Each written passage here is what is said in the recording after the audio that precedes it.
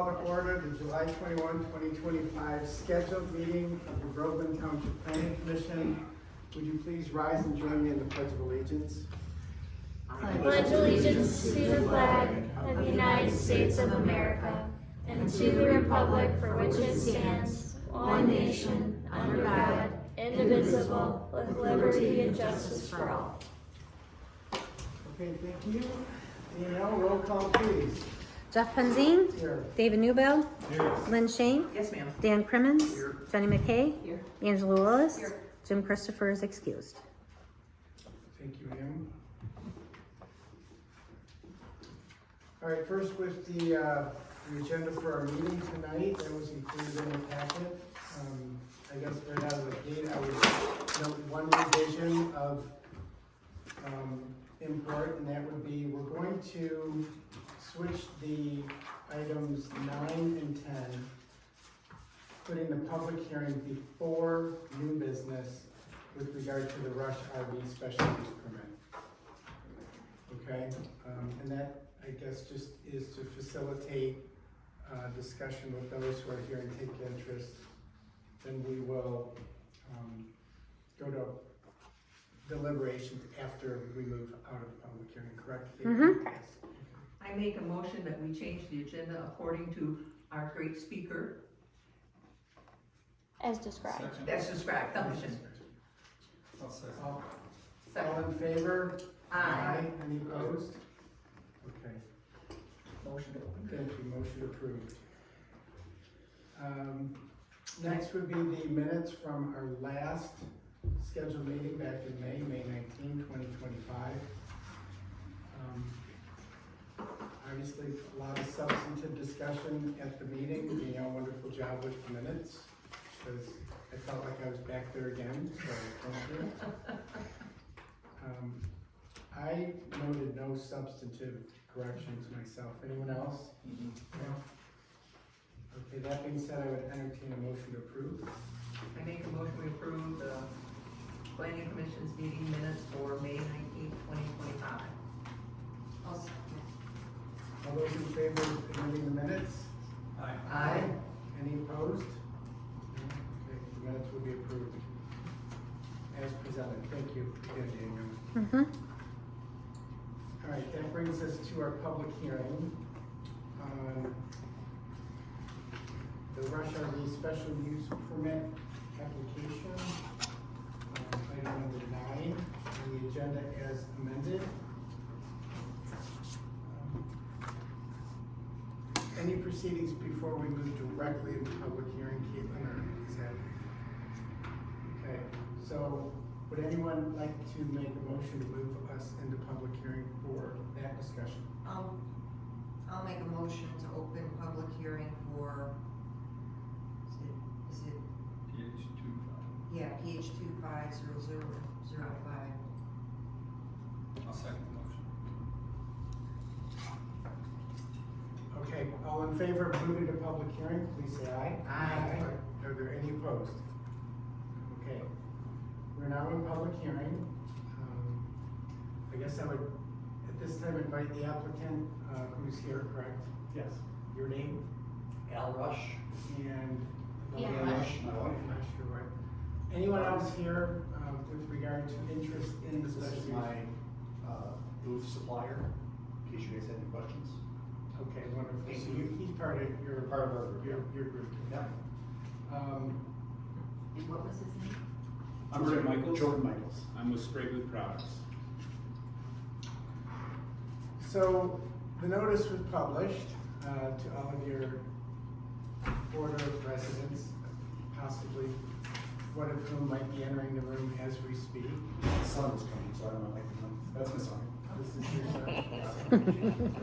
So, sir, you're here to oppose the special use? Working my mouth already. Well, I guess in the absence absence of any discernible public hearing, Caitlin, I defer to your, You can close the public and hearing. then close public hearing. Well, Okay. I have some questions about the thing, or should we wait till we? We'll get go into another- board discussion. Okay, Yep, yeah. under new business. So I'll make a motion to close public hearing for PH 25-0005. I'll second. All those in favor of closing public hearing, say aye. Aye. Are there any opposed? Who's second? I did, new to that. You go. Okay, we're out of public hearing, then moving to, item 10 as amended, which is the, board discussion for the Rush RV special use permit application. I've learned there's a couple different ways to go about these. Caitlin, thank you for being here and for your guidance and reviewing of, the information, holding it next to our ordinance and giving us kind of a roadmap for the discussion tonight. But since you're here, Mr. Rush, I guess I would just give you an opportunity to speak generally regarding the request or the application you're bringing before us tonight. Sure. What I'm asking for is, basically, a booth and mixing room to be added to the existing building.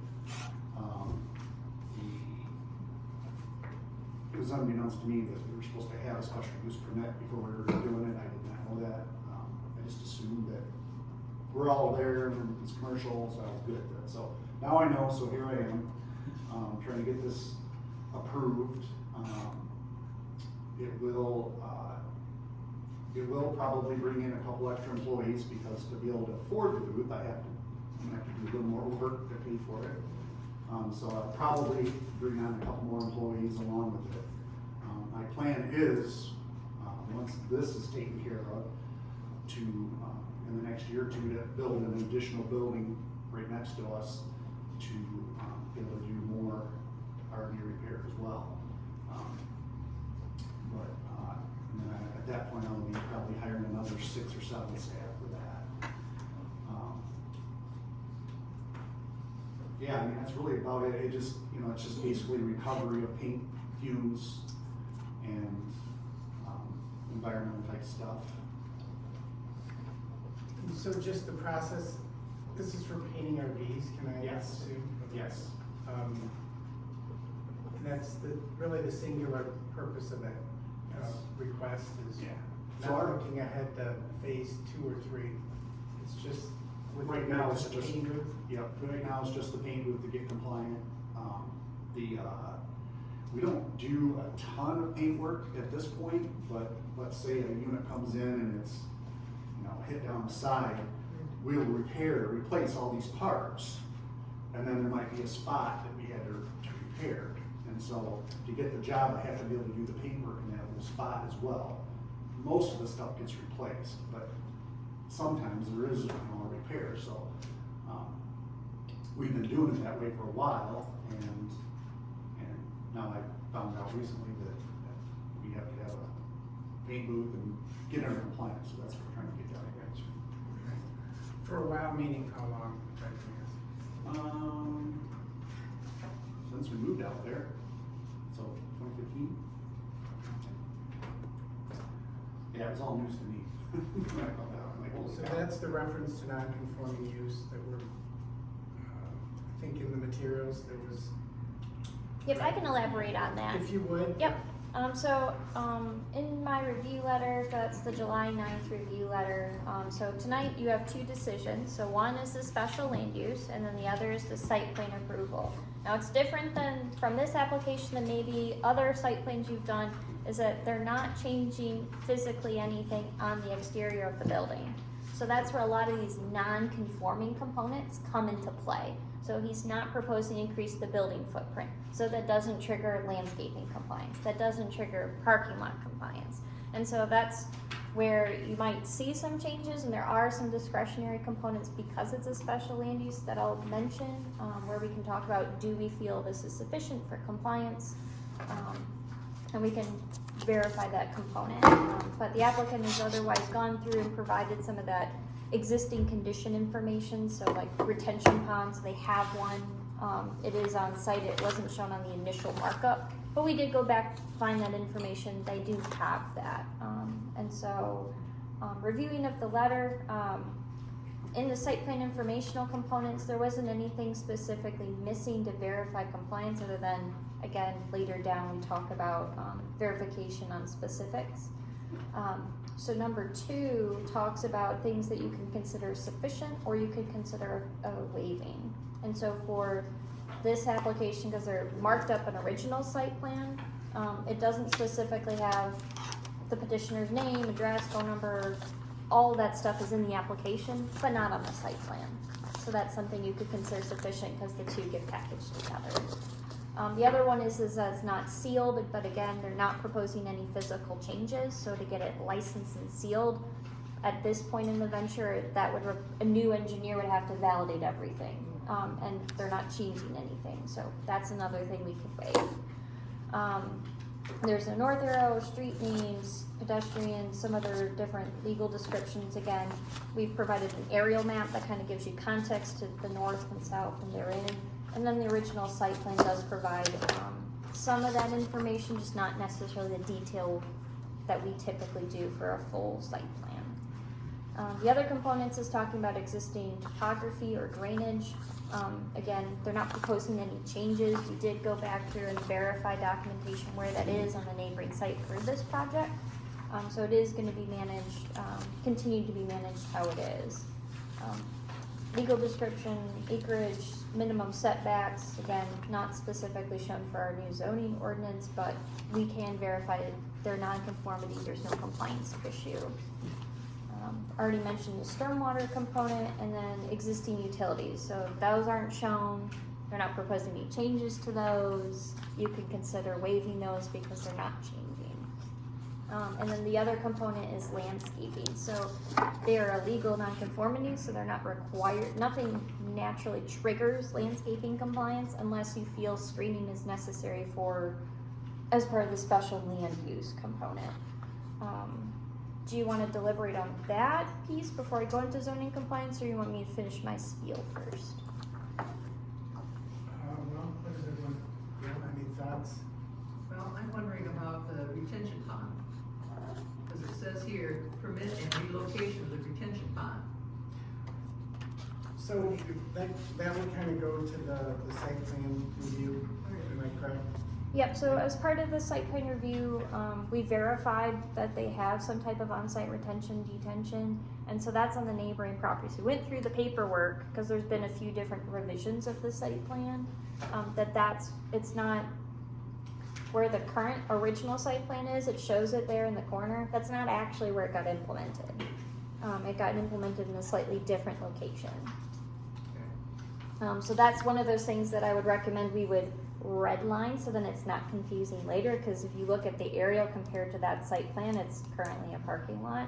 And then again, they provide documentation where generally it is. So that is remedied, it's just not as clear because we're kind of taking different components together. My thought is it probably should get corrected or updated when it comes time to start looking at changing the footprint, like you were saying, down the road, right, get it addressed then, yeah.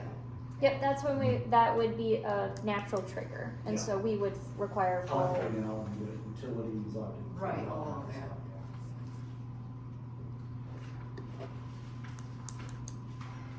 So your paint booth is going in one of your bays, is that correct? 2 bays, actually, it's gonna take up bay 4 and 8. So it's 80 Oh, yeah. feet, Yeah, it's because 80 they're- feet yeah, across, so right. 40 feet for each bay, so it goes across the whole town. And then the AMU is gonna be outside Right the outside building. that door, yeah, right outside the building, right by that main door. So in continuing zoning compliance, under the motor vehicle repair facility, it has these 3 specific requirements. So, and this is the discretionary part is regarding the screening. And so they aren't proposing to make any changes to the facility exterior, not increasing or decreasing. So the planning commission could say that's a legal non-conforming status, we consider the screening sufficient, it doesn't need to be changed. Otherwise, because the requirement is that you have to have a 6-foot screening obscuring fence for any temporary outdoor storage of equipment, materials, or repairs. So the applicant has indicated all the vehicles that are there are regarding they're waiting for repair. So they're not necessarily equipment, they're not necessarily parts, they're vehicles waiting to be reviewed. Yeah. And so you could consider that sufficient, no screening changes are needed. The other component is excessive noise. So again, due to the nature of the repair business, just a statement indicating that they won't exceed the 60 decibel at the property lines. The applicant's more or less indicated it, but not in writing. So that would be an easy modification. And then the last thing is requiring, or in that subsection, is all hazardous material. They have to meet different requirements associated with fire safety and things of that nature. So just written compliance indicating that they will meet all best practices of hazard material mitigation in conjunction with our fire department. So like a fire department inspection is required then? They come out every year. Yes. Okay. Yeah, cause that was my question, was along those lines in terms of, if there's, I would think they would have a requirement of at least trying to keep a list of your flammable materials, just so they know Yeah, in she case has all something that. happens. Okay, good. And then, and that's the magic to this booth, is that the room attached to the booth is a explosion-proof, am I right? Explosion-proof room. Okay, So all the materials will be in there. so it's gonna be contained. It'll be basically. contained. Okay, Yeah, fire suppression, yeah, yeah, as well as 24/7 exhaust of those fumes, okay. and spill containment. So the mixer room actually has a threshold, and so if anything were to spill, it would be contained into that mixer room. No, all the electrical is explosion proof. Absolutely. Yeah, so when you put the light on, it doesn't blow out, that kind of stuff, from the spark from the light. Just curious, what type of fire suppression is So required? dry chemical, Is it, yeah. is that halon then, or is it something else? I'm not, I don't think it's halon, because halon you can't aim it. This is some type of power, I believe, so. 'Cause halon takes all the oxygen out of the air, and if somebody's in there painting, it'd be pretty bad. But, yeah. But it shoots it into the stack, it'll shoot it into the booth, and shoot it into the paint room as well. And you've got a third party that's removing unused paint and solvents and. Yeah, used to be Crystal Flash, now it's called Crystal Clear, I think. And they pick up all that stuff. Yeah, I think it was noted in the letter that you Yeah. gave to Danielle, which, Crystal Flash. yeah, well, and also too indicating that, yes, they'll be compliant to keeping the noise down below CZB and things of that nature. So you can require it on the site plan, or you can say the letter's sufficient. Yeah, which is, I was looking at the letter earlier. I was just gonna kind of speak to that, because I look at the writings as kind of the guide for the discussion. So sometimes I get too focused on the order, but generally, with regard to zoning ordinance compliance, Caitlin, you had sent an email back on June 26th, pointing out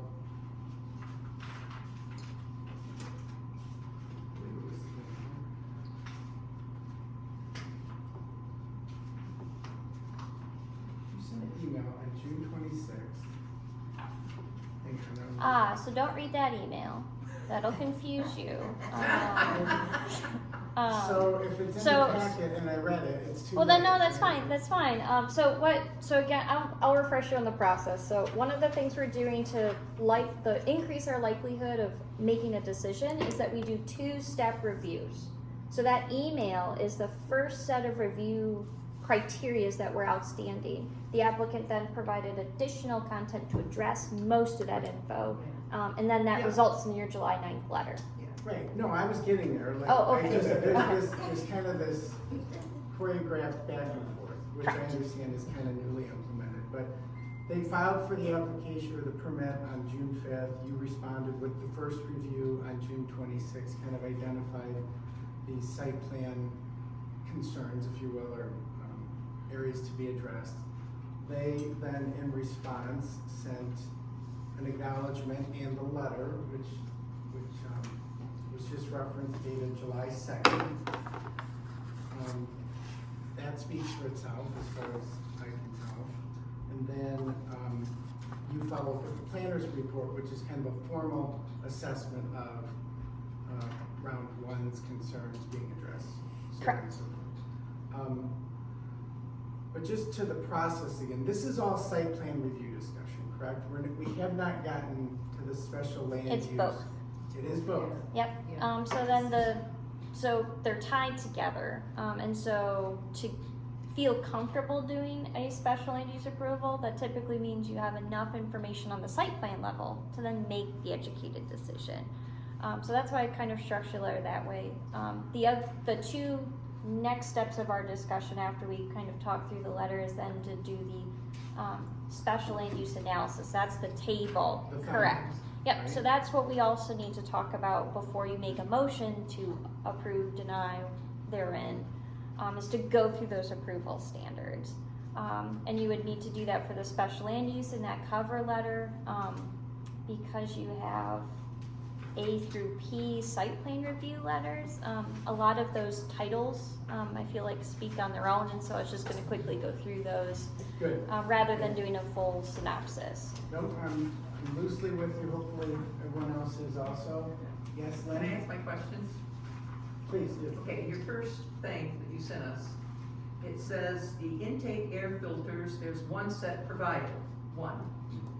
And you're never gonna replace it, No, they come back out and service it. okay? And the second thing, it says that the bearings on the exterior fan, you know, pushing it out, will run for over 200,000 hours. Well, I divided that by 8, then I divided by 365, that's 68 years. You mean that thing's gonna last 68 years? And that's including Christmas and every other vacation day. Bullcrap, I don't think anything lasts 68 days. I'm sorry, where'd you get this number, 200,000? From the manufacturer, so that's what the fan's rated, and that's in a perfect condition. If it was running without power surges or without any type of. So it's gonna last 68 days, years. No, excuse In me. a perfect environment. Yes, You're Jenny. taking hours and dividing it by days. You have to divide it by hours. I did, by 8 hours.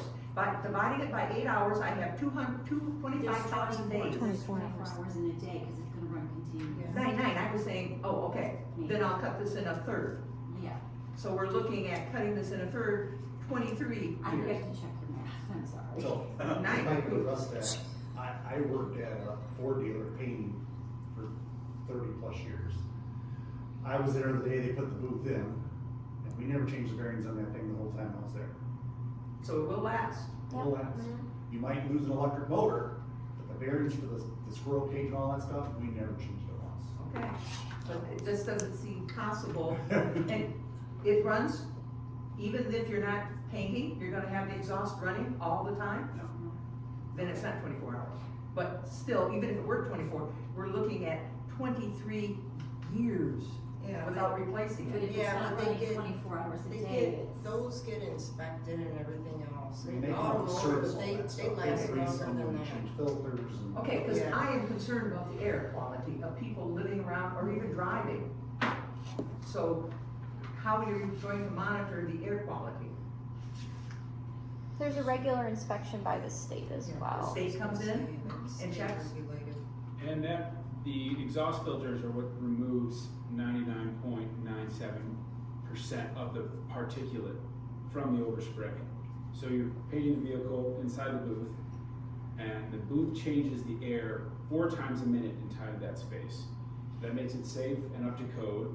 And then we use paint pocket filters that take out all that particulate from the airstream before it goes into, it's called an exhaust plenum, through the fan and out of the stack. And then how often do they change that? Because if you're taking that paint So- out of the air, man, that's a lot. It depends, but at least once a month is typically what our maintenance plan is. And the thing about these filters is once they're full of overspray, they clog up, air stops moving, and then the booth really stops working. So it becomes positive, the doors pop open, and there's a magnehelix gauge on the outside of the booth that measures pressure, right? Is the booth running negative, is it positive? Once those filters clog up, the booth runs positive, the overspray does not get cleared out of the booth, Okay. and then you have to change the filters. And you have to change the filters. If you don't, you don't get a good paint job. So the painters like to change their filters on a regular basis. And then as a part of our agreement, in order to honor a warranty on a piece of equipment, we have to make sure that our customers are taking care of that equipment. Right. And so we have a monthly preventative maintenance program, which includes changing filters once a month. We deliver them, we come and change them. The intake filters are every 3 months, but that's just cleaning the air coming in. Right. And then we dispose of them properly, and they make sure that those filters are changed. Otherwise, if they don't change their filters, Yeah. I'm not gonna warranty the equipment if it goes down. And if you don't change the filters, you really can't paint anyway, so it's, that's It the way to would, go. it would stop even more from going outside, because if it gets plugged up and no air's going out. Right. So you have to keep them changed. Well, I change my filter for my furnace every month, and some people say you don't have to. I do, and my furnace is forever, because that's what the guy says. He says, I can't believe it's so clean. And he said, because you change the filter every month. Yeah. Good question. That answer? Yep. I think that's it. I just noticed you had said there's 2 bays. Did the application make reference to only a single bay? Or was this always intended to be 2 bays? I think I only referenced 1 bay. Okay. Doesn't the it's site plan connected. kind of All show connected, it's all the both same. those? There's nothing like. But the availability of bays has a direct Only- well, the consequence full- for parking, correct? Correct, but they're a legal nonconformity, and by decreasing the bay repair, well, so it's kind of a mutual exclusive. So technically, the painting bay is still being used as a bay. They're still putting a vehicle that's being repaired in there. So I think it's apple and orange. I mean, either way, it's a fruit, and you're kind of putting it in, putting it out. Gotcha. All right. Different type of repair. They weren't side by side, they're front. Okay, we may have referenced that. Yeah. Either way, I don't see it as a special land use issue because it's an additional Yeah. service line, but they're not increasing their capacity. Okay. It would decrease your repair capacity though, right? Repairs. Yeah. Yeah. The only question I had was, you did say you're gonna you need to bring on 2 additional employees, and just pointing out the number of parking spots for employee parking, that's still adequate, even bringing on the 2 additional folks in terms of the number of spots that you have for Yeah, employees yeah. to park at one time. Okay, Yeah. okay. I think between the two parcels, we have somewhere close to 9 acres. Okay, yeah, I saw the employee parking, lined out, so I just wanted to make sure. Yeah. Yeah, we're good for that. Okay. So to make sure I can walk you through the special land use standards, one of the things that would be helpful for me is to know how you felt on the screening. Do we feel that, as described, that the otherwise repair area or just vehicles in waiting, does that have to be behind that obscuring wall? Or can they keep what is there because they're not proposing to do that expansion or that use there? A question, if I may. So if you're referring to your grid, right, is which question or concern does screening? So I'm looking at the review letter still, because then screening comes up, if we were to require it under kind of B a little bit, under, G, screening can come up as a value, as far as, is it compatible with neighboring surrounding uses or things of that nature? That's why you would require screening, because you don't find it compatible. And where were you, I'm sorry, Caitlin, in the review letter? Yes, I am. What were you referring to? I'm on page 2 of the review letter, at the very, near the bottom, number Oh, 1. okay, sub C. Yep, regarding the screening. Because this isn't, it's storage of vehicles waiting to be repaired as opposed to temporary storage of equipment, materials, or repairs. So it would help me if we had a general consensus, did we find that they were sufficient on screening as currently it stands? There isn't any requirement for screening, is it? So I there mean, is, if these, There is for So equipment. correct, so there is for how you interpret temporary outdoor storage of equipment, material, or repairs. it's just storing vehicles outside waiting for repair, Correct. so there isn't any equipment. Right, and there's no change. It's my first time working with you, so I try not to jump to assumptions. Alright. I don't have an issue being that it's considered temporary. I mean, it's a waiting area. I mean, if it was something that was more permanent, then that would be a different conversation, just my opinion. A good portion of it's screened with natural trees and Yeah, vegetation. I've driven by there. I mean, you have It's, some I love it. landscaping there that Yeah. helps to cover it, but It's yeah, I mean, mostly covered. I don't have an issue being that it's temporary. It's a waiting area for vehicles to be cleared out for repair. I guess I would tend to agree. Okay, that seems general consensus. Okay, Dan? Well, it's temporary, but it's always changing, it's always there. Yeah. so. Yeah, I drive by it 6 times a day, and it doesn't bother me, so. no, But it's not equipped with materials. No, no, if it was. So we have consensus on consent essentially. it's addressed. that? Yep, it's considered addressed. Okay. Yep. Very good. So then what I would do is go to your special land use and table. And then I would like to walk through each of those standards. And so one of the things in our deliberation, is that do we find these in support, of the application? If we find all of them in support, that's a justification for approval. And then if there's something that's of a major concern as a standard, that you would have to state it, and that would be a justification for denial. For some of my planning commissions, they like to do two very separate motions, special land use and site plan. Other communities, especially when it's such an intertwined situation, they loop that into one motion. I'm not gonna say which, but do you have an idea of which way you would like to go, one motion or two motions? I think being that these are intertwined, I would say one motion. I mean, I think any other normal circumstance, we would do two separate. What's your thought? I mean, because they kinda go hand in hand because of the non-conformity. That's, you know, That just is gonna impact how I present, that's all. Yeah, I mean, I mean, I think I'm not it's gonna more die on just the a hill for it, a but personal preference just to deal with them separately, by way of separate motions, cause there could be different, Outcomes. correct. But that's just my thoughts, I mean, and the way the materials presented it, there's a two-part analysis before us tonight. It's site plan review and it's special land use. well, why don't we go through both? And then if it looks like there's some challenges, then it may make sense to do two motions. if you don't get past the first Well, one, how do you you do- move to the second? That's right. That's right. You don't. Oh, we can't review all of it and then make a decision on if it's one motion versus two motions? You can, I'll just go through it and we can flag me if you're getting lost. So, okay, yes, I welcome that, but just before we begin. Okay. The grid pertains to special land use, but it incorporates consideration of the site plan Correct, requirements, right, right? that's right. And a lot of the discussion so far has been on the specific aspects of the site plan review. Right. Okay, And the concern is the site plan, it's not a standalone.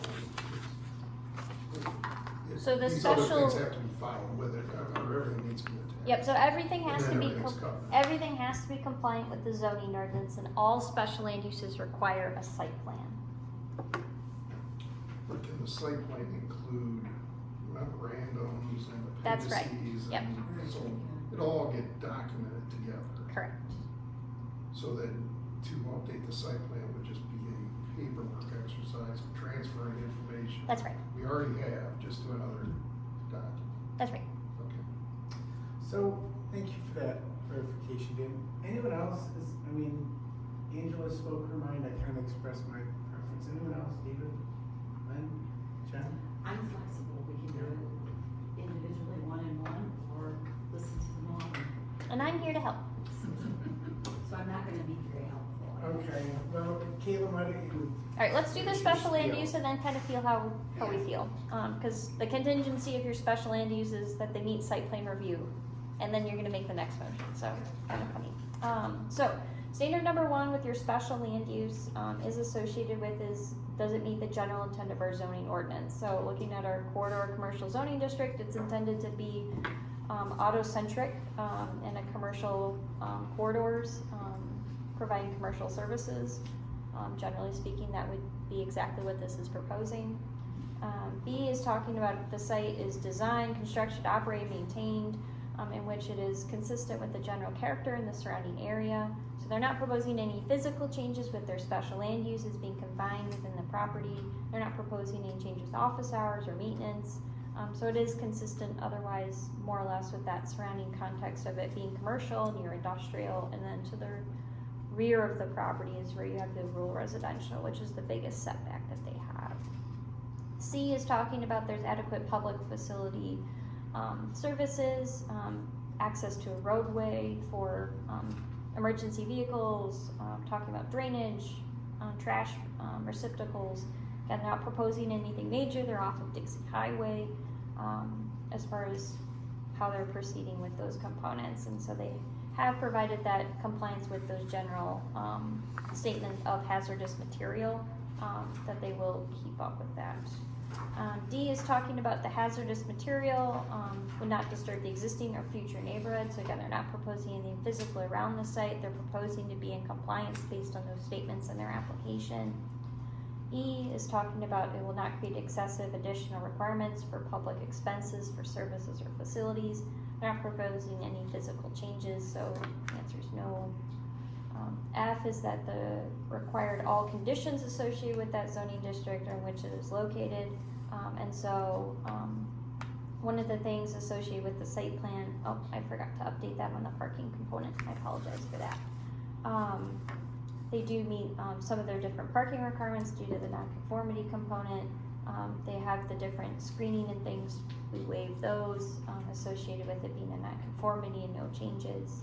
And then G is that the proposed special land use would not cause injury to the other properties in the neighborhood on which it is located or their zoning district. And so the neighboring properties generally on Dixie are that commercial corridor in our master plan that's currently adopted in 2021 that is intended to be a commercial corridor. So it is consistent with our current and future neighborhood prospects. So that's A through G as far as the approval standards.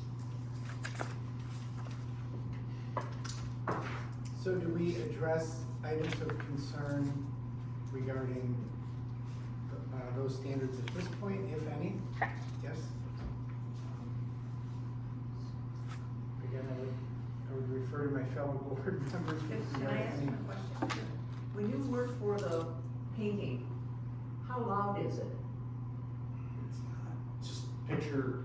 No, when you work in the industry, Oh, when you were actually doing it, not what this site's gonna do. so the only thing was loud about body and paint was, when people are air hammering panels off cars and stuff, which we don't do that. So really, it's basically compressed air being blown off. Okay, You know, it's pretty quiet. okay, You that's would what never I know. assumed it was, but I don't have any idea. Yeah, the neighbor's chainsaw drowned me right out. And the paint booth is gonna be explosion proof, right? So it's, Which, you know, we're in a building, in a booth. Right. So it's double, and the So you paint have- booth is insulated, the building's insulated, so I mean, it's, standing out right outside. you probably not hear a thing. Not hear anything. Duncan, thank you. Does it, putting it in, does it trigger a fire marshal to come out and look at it before you put it into operation, or? I believe so. We have to have We have to inspectors. pass mechanical, electrical, and fire inspections, so we have to get the sign off on all three. Okay.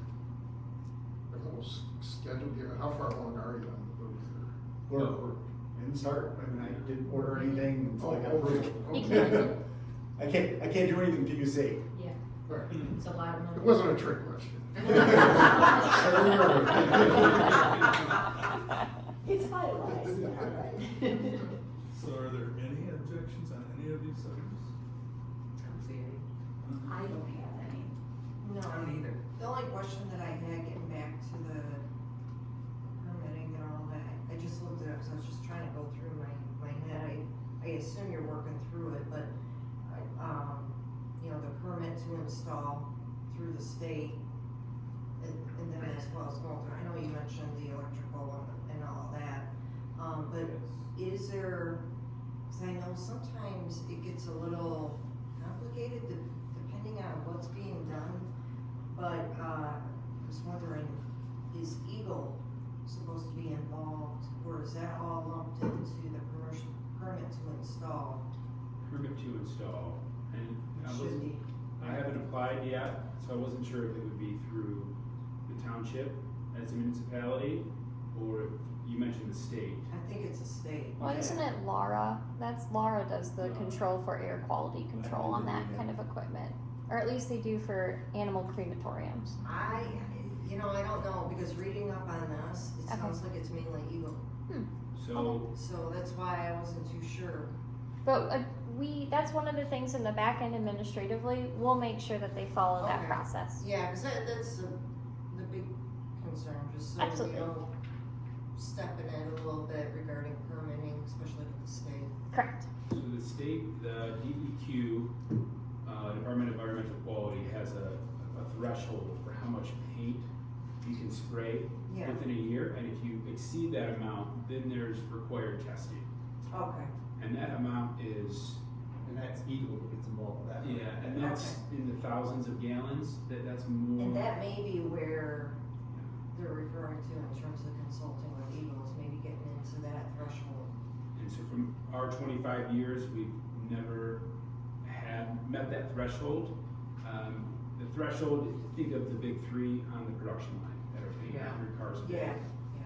That's the level that the DEQ has identified as, okay, we need to watch this, we need to check the air quality, you know, maybe 100 gallons for the year for rush RV, you know, and we're talking thousands is what the DEQ is worried about.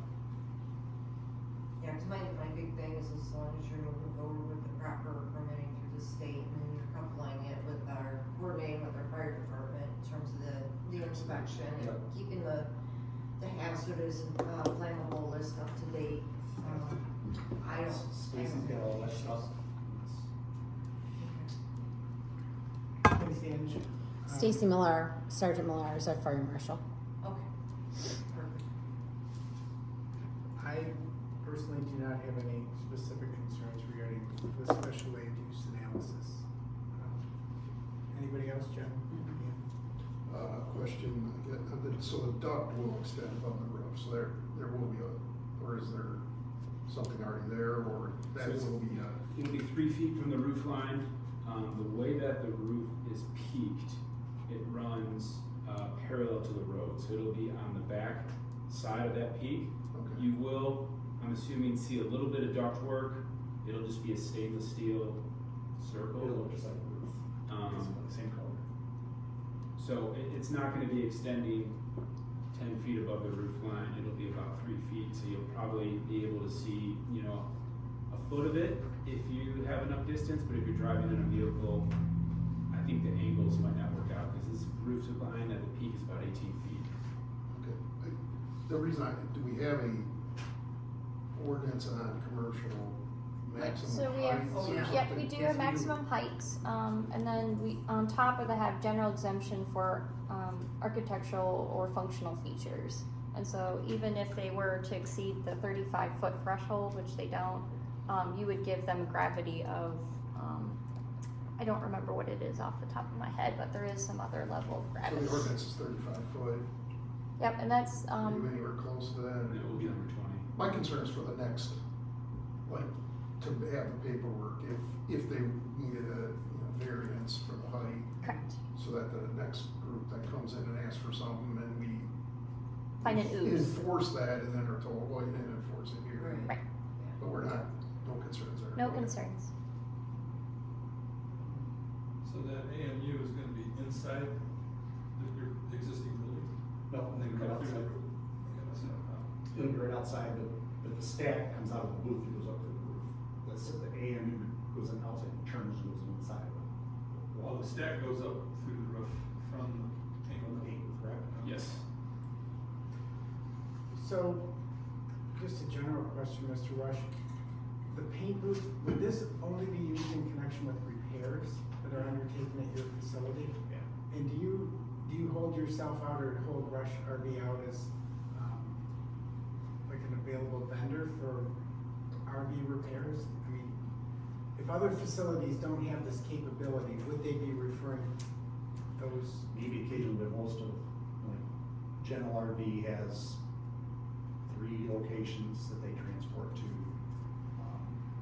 Pretty much Camping World has their own, so I mean, most likely not. Maybe occasionally, I guess. This is not gonna exponentially increase the flow of repairs to Rush RV, or is that the hope or the expectation? Well, I hope to be busier. I gotta pay for it. Yeah, no, I'm not an RV owner, but I do know in the land of vehicle repairs, there's high demand for facilities like what you're describing that compete, you know, so. We're one of the few. Our notoriety, I guess you would say, is that, like, if you have a, say, 2012 motorhome and you get an accident, most of the time those compartment doors and panels are no longer available. They're not like the car industry where they have to have them for a long time. After a couple of years, they quit making them, and you need one, too bad, so sad. We can make them.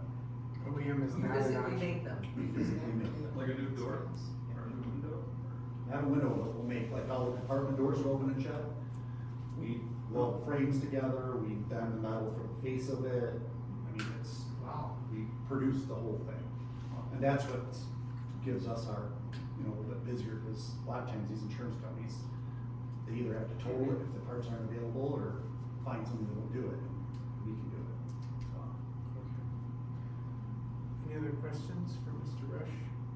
So if you wanted to deliberate towards the 2 motions, what you would look at a motion on is approval of the special land use because it meets requirements of 8.2 standards A through G, conditional upon site plan approval and then filing all necessary state or local permits and requirements as noted or as necessary. So could I get a second for Caitlin's? I make a motion? second. The only thing we would tweak is we'd want to add the address to that. So we would want to mention this is for the special land use for the motor vehicle repair facility for a major at 12475 Dixie Highway.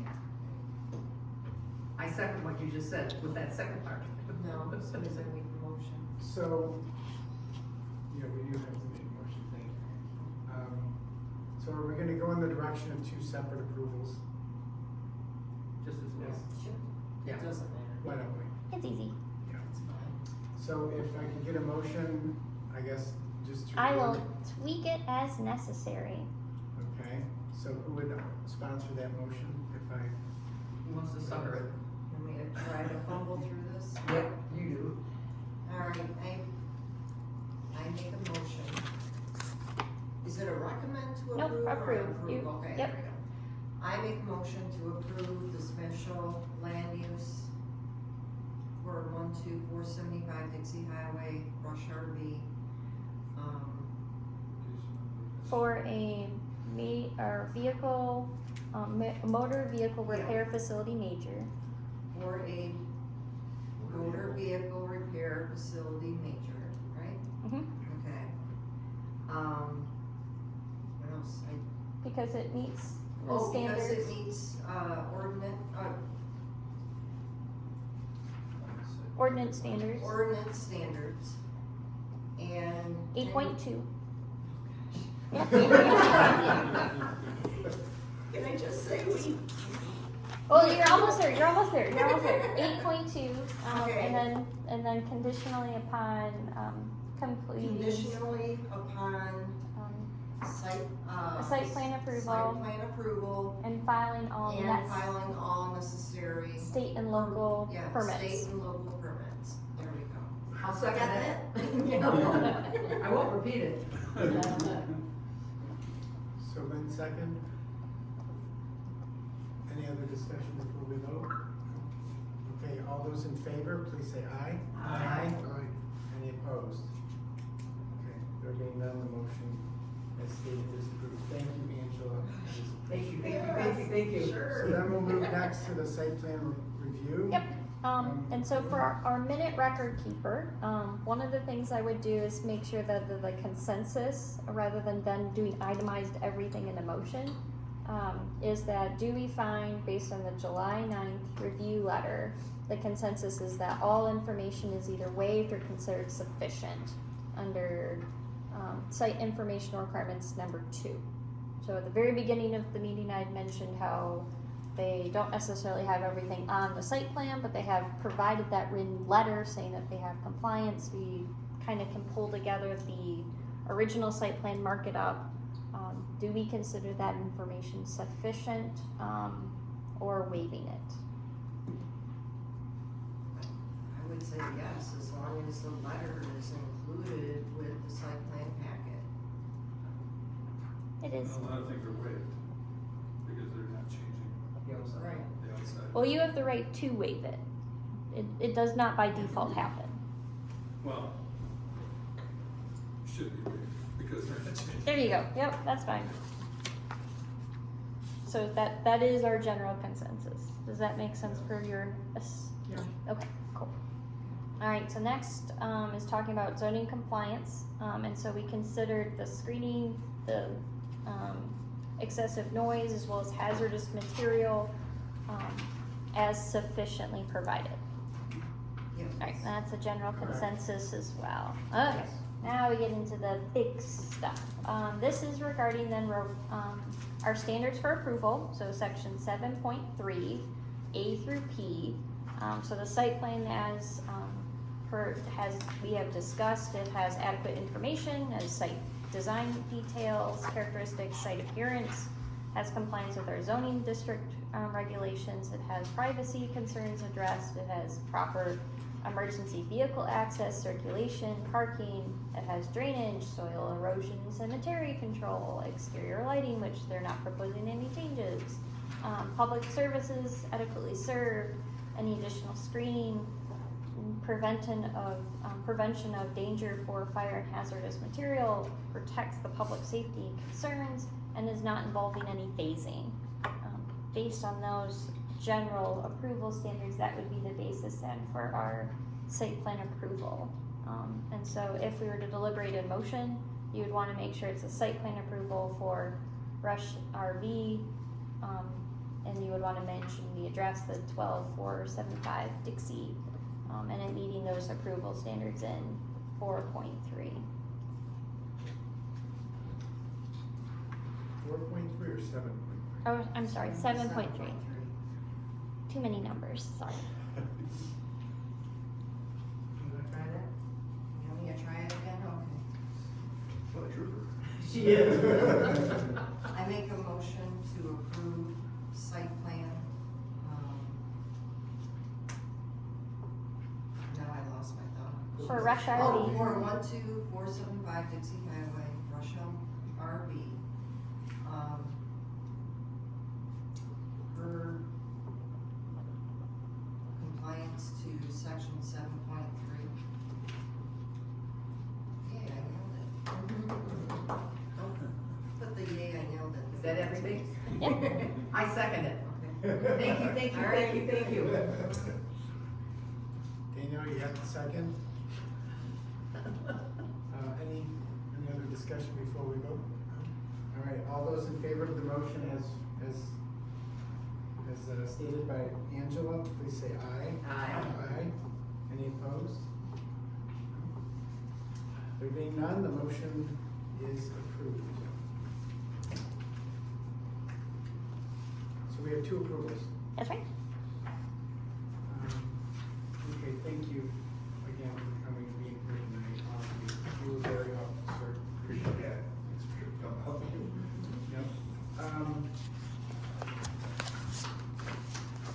Better late than never, as they say, right? Right, yeah. So back to our agenda, old business, item 11. We have a text amendment update. So, are we all set? You're good to go. We're good to go. We just gotta apply for permits from here? You gotta- Yep. You gotta stay and listen to the boards. Who's buying the beer? I'm staying. Yeah, I sent you an email late this afternoon too. Okay, I'll pick it up. Thank you. Thanks, guys, appreciate you. Have a good day, sir. A lot of you up and All right. So text amendment update, another text amendment update. The text amendment's on hold until further notice. That's the update? That's the update. So the township board reviewed it, they provided some revisions back. There's other components of the zoning ordinance we're evaluating to say what is the right course forward. And so we'll let you know when it comes back for those revisions, or if we're gonna bundle it into something else. They're changing what we did. They made a few different revisions. I think the most profound were probably the animal caring. And so that was something that was of interest to even let on 1 acres properties to allow all types of livestock and not to really 1 acre? follow. Yep. And so that's something we'll further talk about. And what level, there's the rooster question too. And not just requiring it on 10 acres or more, which was the original, but pulling that back and saying, do we care in a country living setting? And so, So all that's on hold until August, it's on hold. We'll let you know. We're evaluating as we continue to use the zoning ordinance. We keep finding other issues with the zoning ordinance, and so it becomes a question of what is the most economic path forward to address those situations. And so it is not progress lost. Either way, after our master plan update, we will go through the zoning ordinance at some point, so it's always moving forward. Where do we want to go from here? But it does have to come back to you to review specifically the animal care components, because they did propose major changes. So how does that work then? So we say 1 rooster, the board says 2 roosters, we say no, 1 rooster. You're a They say recommending no, body. 2 Correct. So- Yeah, so you are so they recommending. rule. They do. So why do we have to talk about what they said? They make the rules. We So can't put it in. so the power struggle becomes is you don't have to elevate it if you don't agree with them. So if you don't agree with the rooster policy to be changed from the 10 acres, which it currently is, to be something lesser, then you don't process it forward. Right. And then So that leaves it falling on Because that. it requires, it's a 2-step process for approval. The planning commission has to approve it, and then it goes to township board. Township board has to bless it as well. Sometimes it's a fun numbers game. I've had this with one text amendment in another community. It really depended who showed up that night. To see who was gonna, if that amendment was gonna forward, and the mayor decided if it was going on the agenda based on attendance. So, So it boils down to how passionate are we with one, like, for example, 1 rooster versus 2, and if we wanna. and I think the township board is open to that discussion. They just wanted a little bit more time to think about those animal keeping provisions. And so one of the things that, if that comes back, is that we would compare it to a few other communities, and that would be a little bit easier to say, well, where do we sit between these? So I think they're happy to have that conversation with us, or at least re-review it. That's why they sent it back. Partly they were making more significant changes, but they did want to collaborate with the planning commission as well, so. Okay. So, Somebody forgot their stuff. It's the Time magazine, so Oh, now it's it's mine. emails. Mine. okay. Maybe she already read it. So, is that it then with the text amendment update? Yes. So then, item 12 would be the August agenda. Do I dare ask? So the easy one is that we'll be talking about our master plan. So we officially got that project approved by the township board. we'll be providing that initial information to you at that hopefully August meeting. You'll see my coworker Brad, who will be with me for those meetings. He's learning the ropes, and I'll have him presenting some different material for you guys. And we'll get going from there. That's it? Well, For now. Okay. For now. Good answer, good answer. Okay. I do have a question though. Is there any more movement regarding the gas station up on the corner? they've been radio silent. I mean, I think Danielle's reached out, what, 3-4 times? Yeah. Since that ZBA meeting?